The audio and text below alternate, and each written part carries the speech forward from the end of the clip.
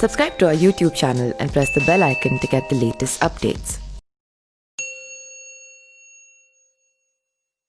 नमस्कार, मैं पिंटू सिंह यादव आप सभी का स्वागत करते हैं न्यूज़ लाइव में। जैसा आप सभी को पता है कि हम एक डेली सीरीज लेकर आते हैं और उस सीरीज का नाम है बाहुबली पॉलिटिशियंस ऑफ इंडिया, यानी कि इंडिया के बाहुबली नेताओं के बारे में हम चर्चा करते हैं, उसकी जीवनी और कैसे उन्होंने अपनी करियर की शुरुआत की थी। ये सारी इन्फॉर्मेशन A to Z आपको दी जाती है।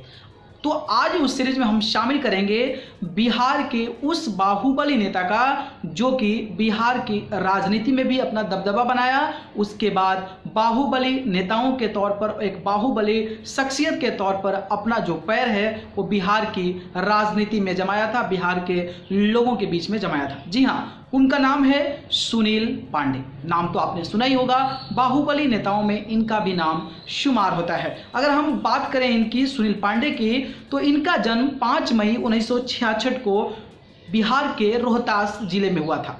1966 में हुआ था रोहतास जिले में।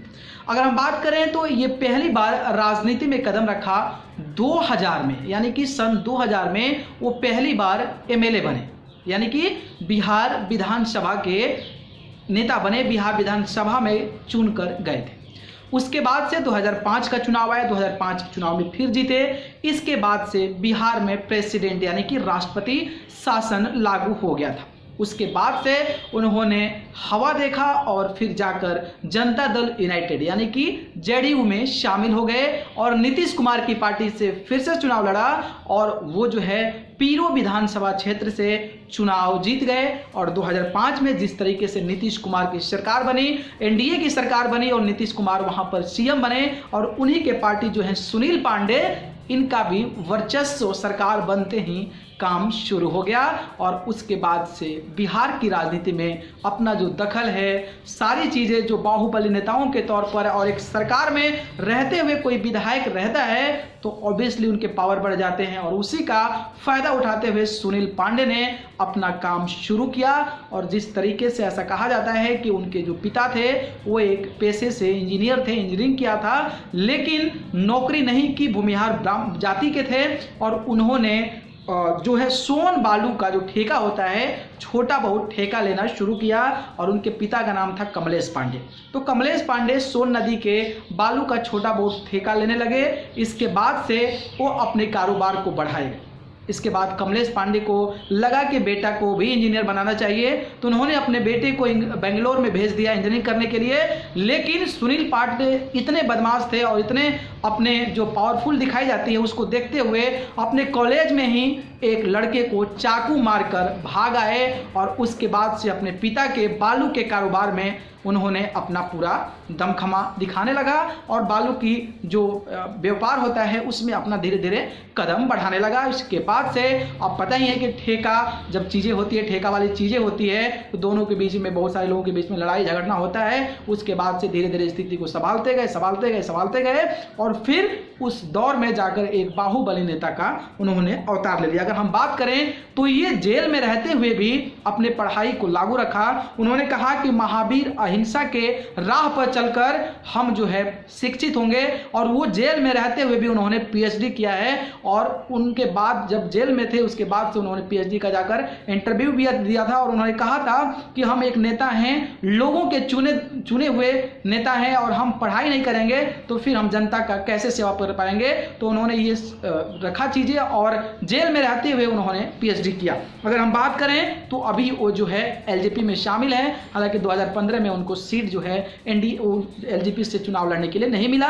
और ये इतने बड़े बाहुबली नेता हैं बिहार के कि एक ब्रह्मेश्वर मुखिया जो कि आरा के मर्डर केस में इनका नाम सबसे ज़्यादा आता है। वहीं जो है आरा के कोर्ट में जिस तरीके से बम ब्लास्ट हुआ उनका नाम इसमें आता है। सुनील पांडे का नाम खास करके ये सारे मामलों में आता है। और एक और बड़ी बात कि यूपी के बाहुबली कहे जाने वाले मुख्तार अंसारी को मारने के लिए 50 लाख रुपए देने का जो कारनामा इन्होंने किया है और जो पूंजी रखी थी, जो प्राइस रखा था कि अगर कोई बाहुबली नेता मुख्तार अंसारी को मार देगा तो उनको मैं 50 लाख रुपए दूंगा। तो इस प्रकार की इनकी छवि थी बिहार की राजनीति में, बिहार की पॉलिटिक्स में, और ये बाहुबली नेता के तौर पर उभरे थे। और भी कुछ इनकी बेसिक जानकारी है और भी इनके बारे में कुछ और रोचक जानकारी है, तो आइए देखते हैं इस खास रिपोर्ट में। कहा जाता है कि बिहार के अपराध जगत में अत्याधुनिक हथियार AK-47 की एंट्री 1990 के आसपास हुई थी। इस हथियार की पहली खेप बेगूसराय के माफिया डॉन अशोक सम्राट के पास पहुंची थी,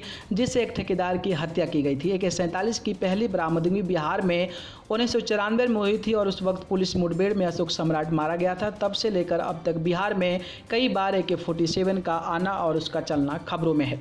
बिहार में AK-47 2018 में खबरों में रही थी। अक्टूबर 2018 में मुंगेर के मिर्जापुर बद्दा गांव के नदी नाले, कुएं, जंगल और खेतों में 20 AK-47 बरामद की गई। इसके अलावा AK-47 के पार्ट्स भी मिले थे। ये AK-47 और उनके पार्ट्स जबलपुर ऑर्डिनेंस डिपो के थे, जिन्हें वहां तस्करी कर लाया गया था। इसके बाद इस केस की जांच आतंकवाद की तफ्तीश के लिए बनी नेशनल इन्वेस्टिगेशन एजेंसी को सौंप दी गई। अपनी इस जांच को आगे बढ़ाते हुए NIA ने 20 जून 2019 को बिहार के कई शहरों में छापेमारी की। इस पूरी छापेमारी के केंद्र में जो एक नाम था, वो नाम था सुनील पांडे का। सुनील पांडे, जिनका हालिया परिचय ये है कि वो रामविलास पासवान की पार्टी लोक जनशक्ति पार्टी के नेता हैं। उनका पुराना परिचय ये है तो वे जनता दल यूनाइटेड से 2 बार विधानसभा का चुनाव जीते हैं, कुल 3 बार विधायक रहे हैं और उनका इससे भी पुराना परिचय ये है कि वो बिहार के कुख्यात बाहुबली नेताओं में से एक है, जिनका नाम कभी ब्रह्मेश्वर मुखिया की हत्या में आता है, तो कभी वो एक अपराधी को जेल से भगाने के मामले में भी गिरफ्तार हुए हैं, तो कभी यूपी के बाहुबली नेता मुख्तार अंसारी को मारने के लिए 50 लाख रुपए की सुपारी देते हैं, जिनकी आधी जिंदगी जेल में और आधी जिंदगी फरारी में बीती है। उनका एक और परिचय है और ये है कि वो PhD हैं।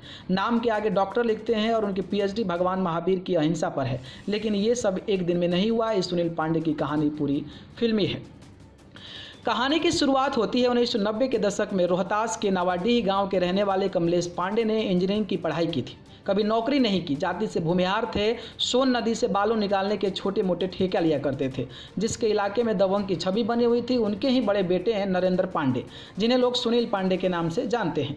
इंटरमीडिएट करने के बाद सुनील पांडे को उनके पिता ने इंजीनियरिंग की पढ़ाई के लिए बेंगलुरु भेज दिया।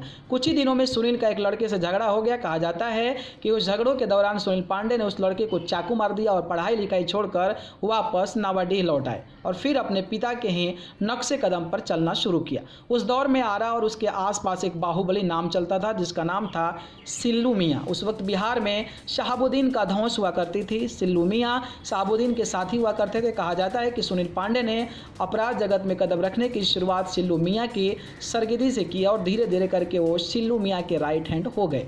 लेकिन वक्त के साथ महत्वाकांक्षाएं कुलांचे मारने लगी। खुद को सिल्लू मियाँ से ऊपर दिखाने की चाहत बढ़ने लगी और एक दिन सिल्लू मियाँ की हत्या हो गई। नाम आया सुनील पांडे का, लेकिन सबूत नहीं मिले तो केस भी दर्ज नहीं हुआ। बिहार में 90 का दशक रणवीर सेना का था। इस सेना में खास तौर पर भूमिहार जाति का वर्चस्व था और ब्रह्मेश्वर सिंह उसके मुखिया थे। कहा जाता है कि आरा और उसके आसपास के पूरे इलाके में शायद ही कोई भूमिहार घर हो जिसका प्रत्यक्ष और परोक्ष समर्थन रणवीर सेना के साथ ना रहा हो। सुनील पांडे और उनका परिवार भी इसे छूता नहीं रहा। एक वक्त भी था जब सुनील पांडे को रणवीर सेना का कमांडर माने जाने लगा। एक इंटरव्यू के दौरान सुनील पांडे ने यह भी कहा था, और सुनील पांडे का जो नाम है वो मुखिया जी यानी कि ब्रह्मेश्वर मुखिया को मारने में भी आता है। ऐसे इसके अलावा और भी बहुत सारे मामले हैं।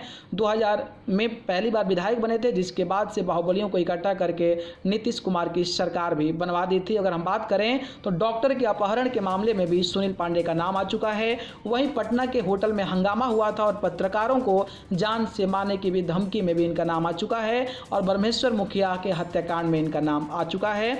लेकिन फिलहाल सुनील पांडे जेल में सजायाफ्ता हैं और वो LJP पार्टी के कैंडिडेट बने हुए हैं। और एक और मामला था जो कि आरा कोर्ट में धमाका हुआ था और SP से मिलने के लिए पहुंचे थे और उसी टाइम इनको सुनील पांडे को SP ने गिरफ्तार कर लिया था और उसके बाद से जेल भेज दिया गया है। तो ये सारे किस्से थे सुनील पांडे के बारे में। तो देखा आपने कि किस तरीके से जो है सुनील पांडे ने अपनी करियर की शुरुआत की। इंजीनियरिंग की पढ़ाई छोड़कर अपने पिता के बिजनेस में निवास किया और उसके बाद से धीरे धीरे कारोबार बढ़ाते हुए राजनीति में एंट्री मारी और राजनीति के एंट्री मारने के बाद जो है अपराधों की दुनिया में अपनी एक अलग पहचान बनाई और लोगों को धमकाने, मारने और इस प्रकार के चीज़ों को लेकर वो अभी भी जेल में सजा काट रहे हैं। तो आज की जो कहानी थी, आज की जो स्टोरी थी, वो सुनील पांडे के बारे में थी। अगर ये वीडियो पसंद आया तो वीडियो को लाइक, कमेंट, शेयर करें और चैनल को पसंद करते हैं तो सब्सक्राइब कर जरूर जुड़ें। आप सभी को बहुत बहुत धन्यवाद। नमस्कार।